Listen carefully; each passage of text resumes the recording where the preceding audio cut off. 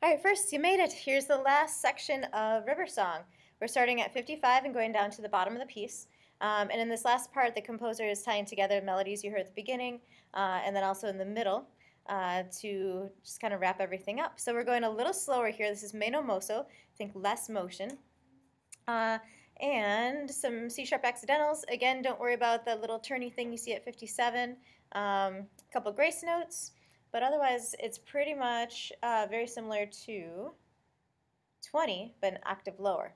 So that kind of works. All right, so here's 55. We're going to pause right before we get to 67 to talk about that third position. All right, here's 55. 1, 2, 3, 4, 5, 6.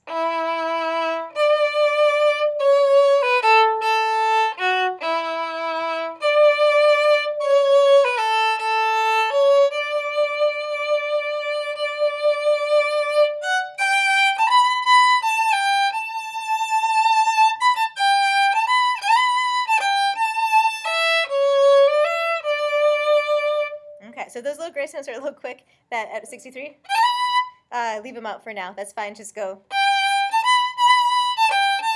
But they're fun. Try to add them in. Okay, so now we're at 65. If you notice, this is the same as 30. So we're holding that D. You need to change your bow, even though it doesn't say it. Let's do it the same way as 31. So you're going to change to an up bow at some point during that tie. Shift yourself up to third position on a first finger, and then it's the same pickup, the same melody as right at 32. The end's going to change a little bit, but otherwise it's pretty much the same stuff.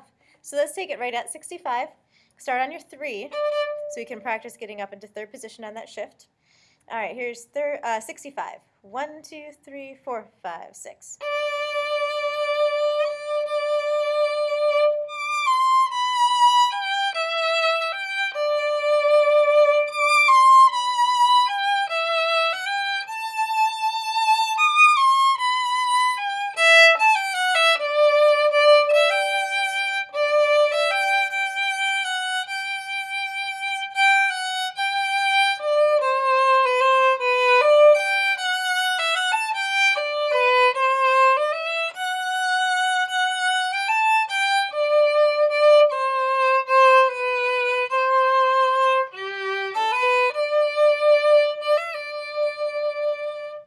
There you go. And as you can see, we will be slowing down for the retardandos and the rallentandos and all of that stuff.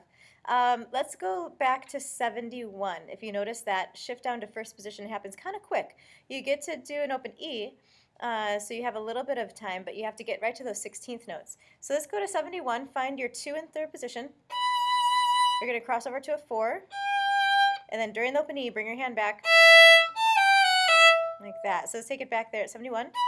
A little bit under tempo, and 1, 2, 3. So it's just a matter of doing 2 things at once, right? Multitasking, which musicians are amazing at. You have to switch over to the E string and move your hand back at the same time, and then boom, you're right there. I think that is about it for this last section. So again, go back, try running the whole thing. Be careful of your counting. Make sure that each quarter note gets 2 beats and you're thinking 2 beats so you don't start rushing or cheating those quarter notes. And then just work on a really nice legato bow, other than the faster rustic part, of course, and enjoy.